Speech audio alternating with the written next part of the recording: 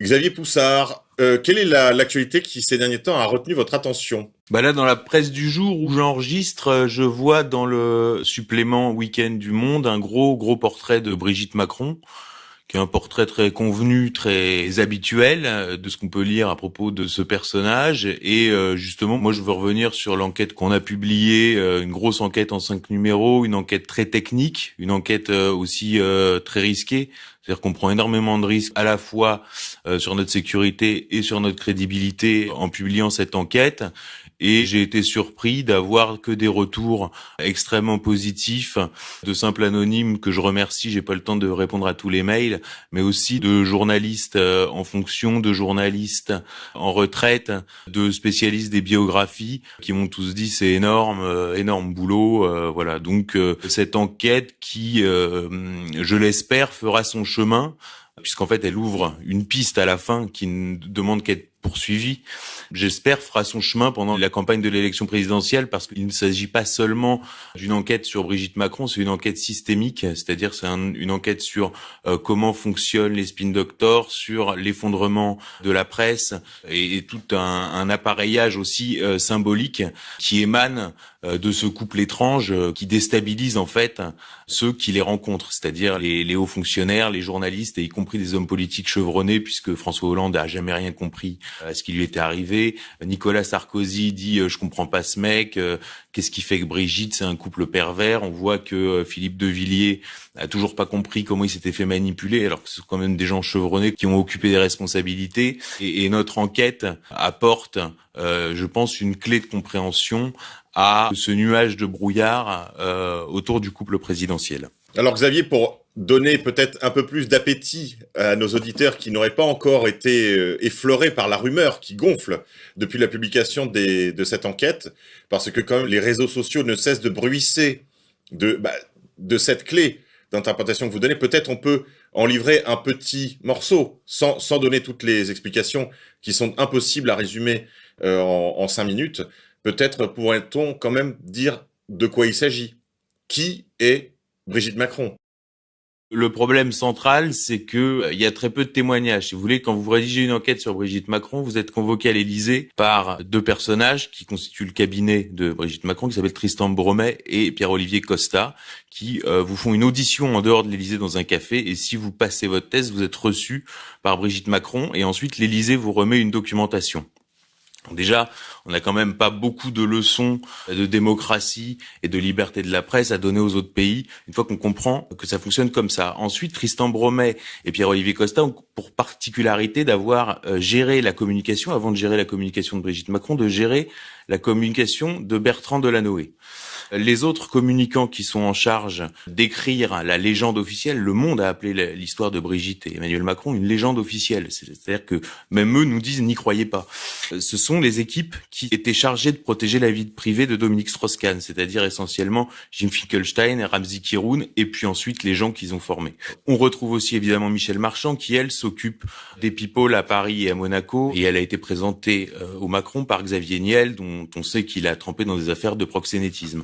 Donc si vous voulez, on a une ambiance spéciale avec d'un côté Bertrand Delanoë. On va pas détailler le train de vie, bon, il est à la retraite à Bizerte, bon, des choses sont connues. Dominique Strauss-Kahn, tout le monde sait à quoi ça renvoie, et Xavier Niel. Et là, on se dit, ça correspond pas à ce qu'on nous vend. C'est-à-dire qu'on nous vend une fille issue de la bourgeoisie catholique de province qui a fait une carrière d'enseignante dans des lycées jésuites, et qui était une excellente enseignante, et qui aurait été une professeure assez cool, c'est-à-dire un mélange, je dirais, entre le cercle des poètes disparus, mais avec Claudia Schiffer dans le rôle principal. C'est Christine Boutin en cool et en belle, vous voyez. Et là, vous vous dites, il y a un truc qui colle pas. D'ailleurs, ça ressort complètement dans le portrait du Monde de ce week-end. On nous explique qu'elle est réac, qu'elle est catholique, etc. Or, le paragraphe d'avant, on nous raconte son déjeuner avec Marc-Olivier Fogiel et Pascal Ouzelot, qui sont deux personnalités centrales de la communauté homosexuelle parisienne. Donc, vous voyez, rien ne colle.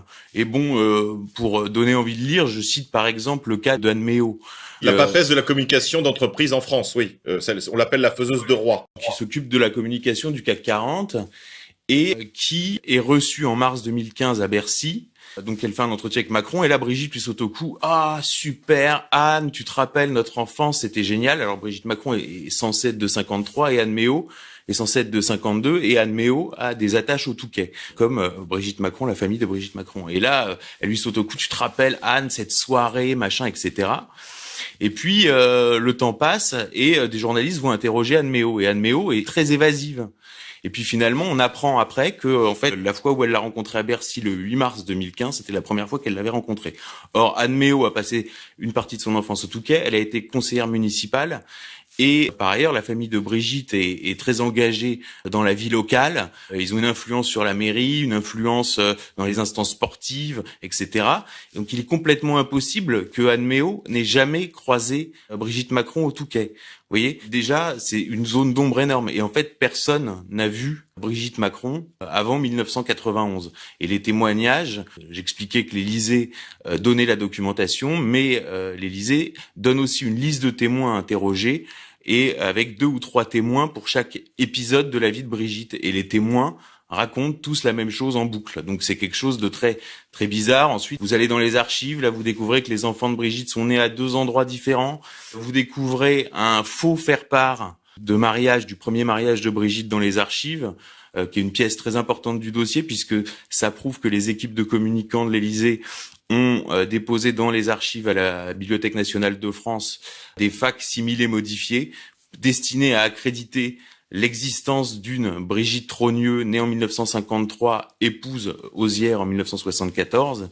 Et ça donne l'étendue de l'importance de l'opération Brigitte. Et nous concluons donc sur l'hypothèse, effectivement, du transsexualisme, qui est la seule hypothèse qui rend lisible ce puzzle. C'est-à-dire que si on n'est pas sur l'hypothèse du transsexualisme, ça devient quelque chose de paranormal. C'est exactement Vertigo. Vous voyez, Vertigo, la fille lui dit en montrant le tronc d'arbre, je suis né là, je suis morte là. Le type finit par devenir dingue. Somewhere in here I was born. And there I died. When were you born? Long ago. Where? When? Tell me. Madeline, tell me. No. Et puis à la fin, il comprend qu'il a été manipulé et qu'en fait, c'est une actrice qui a été relookée pour ressembler à la fille du tableau, etc. Et qu'en fait, tout ça est rationnel. Et donc, la seule explication qui rend la vie de Brigitte Macron rationnelle, c'est l'hypothèse du transsexualisme avec un frère caché dans sa généalogie qui s'appelle Jean-Michel Trogneux et dont il n'existe qu'une seule photo, alors qu'il n'existe pas de photo de Brigitte Macron enfant. Toutes les photos sont des faux ou des photos mal légendées et ça, je renvoie à la lettre. Et donc, on continue de chercher, on confirme, on infirme. Enfin, c'est une vraie enquête et en espérant que ça intéresse des gens qui, eux, de leur côté, pourront aussi effectuer des recherches. Merci beaucoup Xavier pour cette exclusivité. Retrouvez toute cette enquête dans Faits et Documents.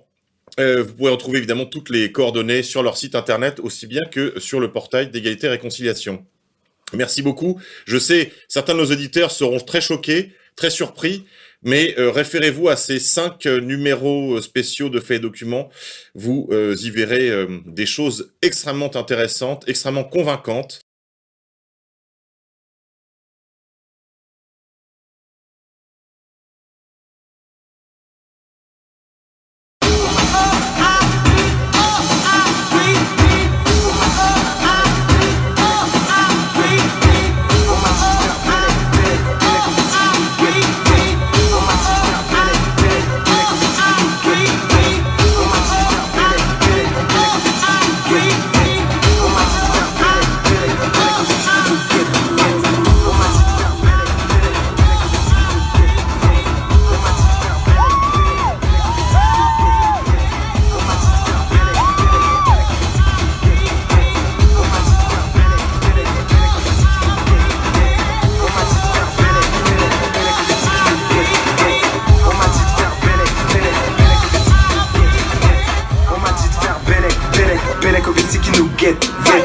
On m'a dit de faire Bellec, Bellec, Bellec au Vinci qui nous guette, guette. On m'a dit de faire Bellec, Bellec, Bellec au Vinci qui nous guette, guette. On m'a dit de faire Bellec, Bellec, Bellec